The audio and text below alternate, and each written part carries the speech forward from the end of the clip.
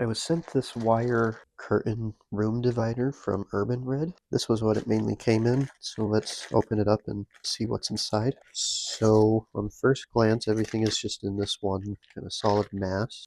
General impressions are we have the two ends, I believe, the wire itself, screws and other installation parts, and then clips for putting the curtain on. Opening it up, it looks like there's a bit more to it. There's a thank you note and a note on if something didn't arrive right or was missing. Looks like these are the instructions, and that QR code is for a video on how to install these. On the back here, it looks like there's a list of all the things that comes with this and how to install it. There is no curtain that comes with this, it looks like, so you'll need to get your own, I guess, sheet or curtain, whatever you might want to use. But here's a diagram on how to get it installed and how to use the wires, it looks like. Or, sorry, the hooks. So that's about everything with this. It looks like it comes with just about everything you need, again, except the curtain, so just keep that in mind. But to get a wire set up hanging from one end to another, whether it's outdoors or indoors, this looks like it's a